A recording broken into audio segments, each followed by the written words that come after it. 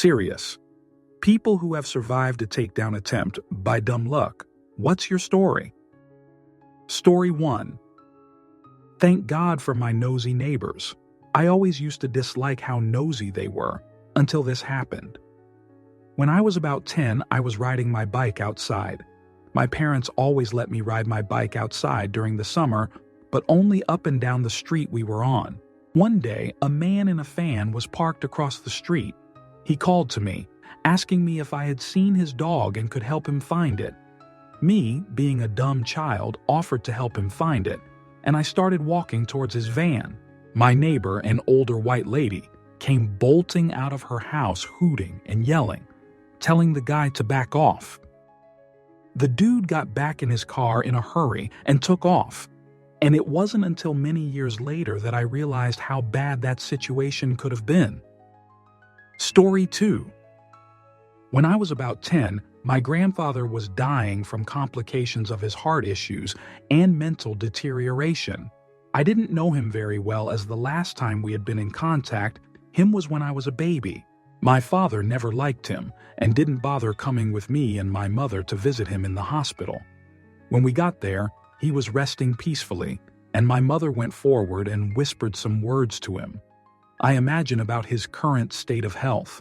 I hang back a little bit because the creepy old guy, whom I didn't recall seeing in my whole life, really freaked me out, regardless of my anxiety. My mom said I should approach Grandpa and share some nice words with him.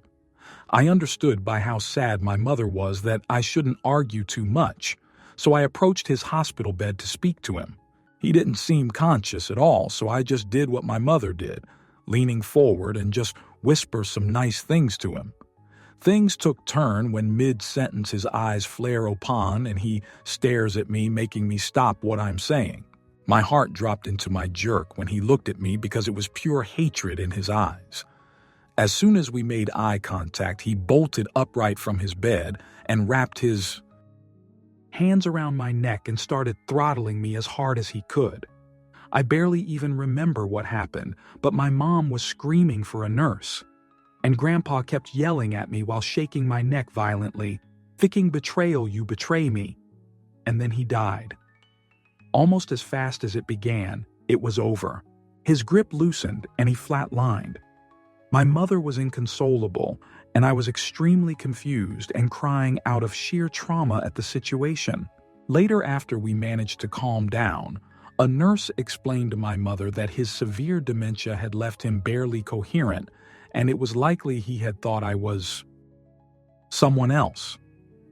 I didn't learn this until several years later, but my mother suspected my grandfather saw my father in me. My father was an alcoholic womanizer and fairly abusive in my earlier childhood, and my grandfather resented him for it. I guess I look a little too much like my dad. Story 3. My dad has a client that owns a number of fast food restaurants. One day, we were working at one of his stores, remodeling, and talking about robberies. The client told us that when he was just getting into the fast food business, he lived in Colorado. He was assistant manager at a chain that required him to wear a tie. A substances addict came into the restaurant to rob them and grabbed him from behind, putting a knife to his throat. He opened the register and the guy attempted to slit his throat anyway, except the knife was dull and couldn't cut through the material of the tie. The client began to fight back and escaped with minor injuries. Addict went to prison, and apparently he has the tie in a frame at home. Story 4. Was a bouncer at a club in LA for a minute in the 90s. Stopped some dudes clearly affiliated, in a gang, at the door after they refused security checks. After a few minutes of their threats, Manson lamps they left spewing all sort of warnings. A little later, it starts to wind down, and because it's a little slow, we're overstaffed, so I start to drink. I get a bit tipsy, not partied too hard, but sleepy buzzed. So I tell my buddy I'm going to go lay down in the back of his car for a while. A few minutes after lying down, I realize I have to piss. I get out and stumble into a spot between a guard gate for a parking lot and a building for a little privacy. There's a few dozen people milling around in front of the club. I'm about 25 feet away from the club's entrance and just off an alleyway. While I'm relieving myself, a dude runs right past in front of me, around the guard booth to my rear, and unloads a 9mm recovered rounds from back seat trunk roof bumper into the back seat of the car I'd just crawled out of. Bam, bam, bam, bam, unloading into the car. He then turns, runs right back past me and down the alley into the night. Don't think he saw me at all. Nothing really came of it, except my partner was convinced I was a marked man and refused to be near me for a year or so. Edit. Holy crap. I kind of expected this to get buried. This was Los Angeles. I was about 25, almost 50 now, so some specifics are long gone. But I remember this. My buddy was genuinely terrified by this. I don't think he knew anything about it. In fact, he seemed to interpret the event as a larger conspiracy to have me snuffed, not some random pissed-off dude making a point getting jumped in. And because he ditched the car, wouldn't take my calls, it got left at that. For those concerned with the car, it was like a 1980s rusted-out sedan, maybe a 500 car. Details about the slug's number of rounds fired were relayed to me later by third parties. My friend and I were known in the neighborhood. People were talking about it. Thank you for the well wishes. Honestly, though, this wasn't even the first time I was shot at. It's been a long, strange trip. Edit 2. Also, I tried to argue later that it's just as likely the guy was shooting at someone else across the street and that the car just got in the way. But there were holes all through that thing. Back seat had 45. Another 23 went into the back window and ended up in the backs of the front seats. Another 23 rounds went right into the trunk. I honestly don't know if he was a terrible shot or if he hit right what he was aiming for. Apologies if I'm doing this wrong, I suck at Reddit. Story 5. Throwaway, because it got some media. I'm a criminal defense attorney. I was representing this guy that had embezzled almost $500K from his business partner. He was looking down the barrel at several years in prison. A bunch of his assets had been seized by the government, was being sued by multiple creditors for north of $2 million, and was in the midst of an ugly divorce and wasn't allowed to see his kids. I was one of 3 lawyers he had, criminal, civil, and divorce. He was drinking a lot and using coke. I used to get this incoherent phone calls in the middle of the night that ranged from threats to crying. He came to my office one day and asked for me, but I was in court. My secretary said he was perfectly civil. He then went to his divorce lawyer's office and shot him to passing. Got stopped by the police a short distance away and was wounded in a shootout. He would later tell the cops that he had come to my office to shoot me that day and also planned to shoot his civil attorney. Story 6. I have a friend who had a party at his parents' house when he was in high school that a ton of random people went to.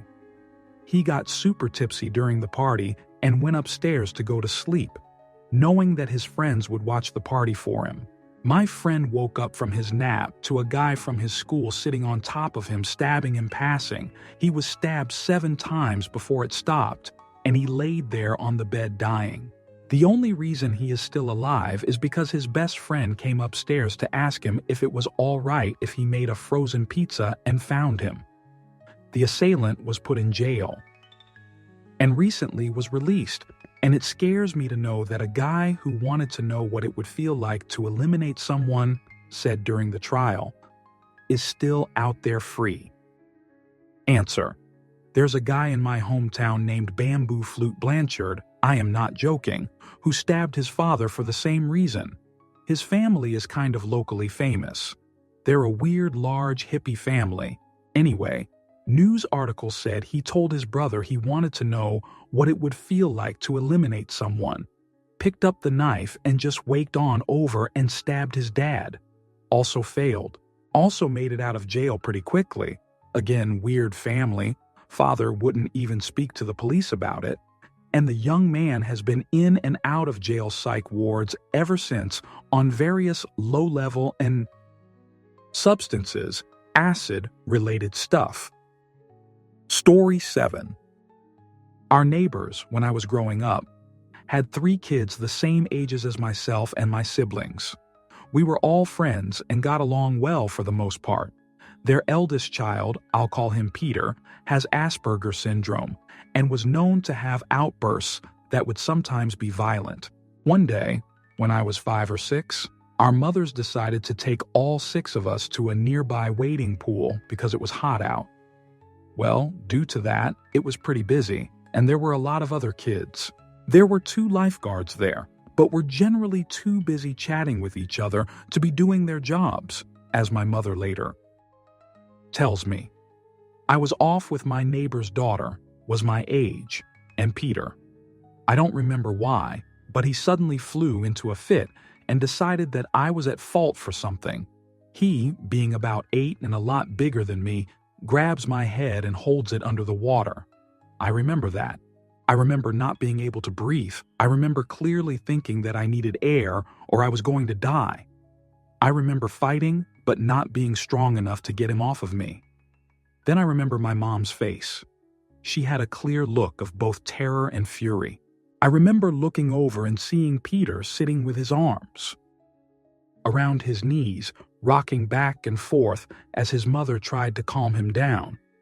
Then I remember my mom absolutely losing it on the lifeguards who had missed everything and were clueless as to why this tiny woman was screaming at them that her daughter had almost drowned on their watch.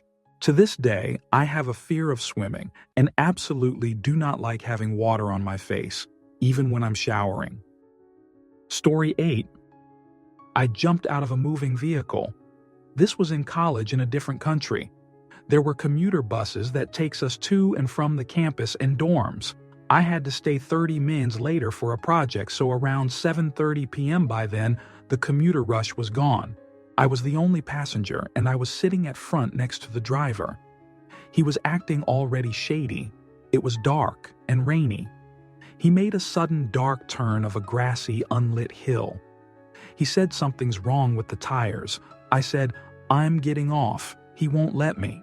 The hill leads to a cliffside where violation and takedown have happened before. I had the pointy stick of my umbrella facing him, ready to jab if he tried anything, which he tried to reach, grab for me. I jumped and ran straight to the highway where another commuter bus stopped, surprised seeing a girl coming out of the tall grasses. I saw the driver of my previous ride speeding away. Nothing was wrong with his tires. Story 9. I was abducted at a gas station during undergrad. The locks on my car were broken, and as soon as I got back in, a strange man came in and forced me to drive him to an ATM. I am paralyzed with fear, so any sense or reason I had went out the window. He claimed he worked at Wendy's, and for my generosity, he would give me all the Wendy's I ever wanted. On the way to the ATM, he showed me pictures of his daughters on his clearly stolen cell phone. Then a Whitney Houston song came on the radio, and he starts bawling his eyes out and screaming, "Why do all the good people have to die? Only bad things should happen to bad people." I go to the ATM, take out cash, give it to him thinking it's over. He then makes me get back in the car and drive him somewhere else. We pass by some train tracks, and I'm thinking, this is it. This is where I will be taken down. He asks me what I'm studying in school, and I tell him biochemistry. I believe in jet propulsion and all that shoot. We are not alone. Aliens are among us. He then makes me pull over at a gas station, and he tells me, "Drive away, sweetheart." I call the cops. Had to do a lineup. Apparently this dude had done this to a ton of other women, and some were less unscathed than I was. Story 10. Mine's not extreme by any chance, but a couple of years ago, my brother and I went to walk the dog at like 11 p.m. We left through the side gate, live on a corner, And right as we exit, I see this weird-looking dude at the corner of the footpath walking weirdly towards us. Got bad vibes and told my brother to get the dog and get back inside. This dude is walking kind of side on and hiding something in his hand behind his back. As I'm getting my brother through the gate, the dude says something like, "Oi mate, can I come in? I need a blanket, I'm freezing." I just ignored him and went inside and locked the door. We then get a call from the people who live 2 doors up. The same dude knocked on their door and their 10-year-old son opened it to see the dude holding a fudge hatchet. Anyway, I'm glad I went with my gut on that one. Story 11. My supposed best friend decided that my wife and I were too perfect. Therefore, it must all be an act, and I was obviously abusing her. He was at our house after I made an awesome dinner, and we were having fun drinking and singing karaoke. I went to the kitchen to put some glasses away, came back and leaned on the couch with him slightly behind me to the left of me. Then I heard a thunk and felt an amazing amount of pain on the top of my head. He had picked up the whiskey bottle on the table and smashed it into my skull. I was very confused as to WTF was happening. Then the blood started pouring. I didn't want to get blood everywhere, so I went to the kitchen. Dude is pacing back and forth saying, "Weird shoot." I thought about my gun, which was close by, but I wasn't thinking quite straight. He left. I had a huge concussion and still suffer side effects from it. My number 2 goal in life is to live longer than that asshat, just so I can shoot on his grave. Story 12. I, 18F back then, now 25, was on my way home at night after meeting a friend. My home was just 10 minutes away from the train station. After a few minutes, I felt someone following me. No big deal, I thought, just someone else walking home. But I started walking faster. I realized the person behind me was catching up. Weird. In my head, I started to make up scenarios of how to defend myself if the person would attack me. Never would I think of this to actually happen. Well, until I felt something on the back of my head hitting me hard. I went furious. I turned around and attacked the guy. My mind was just full of anger towards this stranger who, what I thought, hit me. We were wrestling until I fell on the ground. He was sitting on top of me, strangling me. I tried to crawl my nails into his eyes as deep as I could, but I started to black out. Suddenly, there was this thought in my head, "Wake up, or you will die." Well, adrenaline kicked in again, and I opened my eyes and screamed of the top of my lungs, attacking him again. That helped.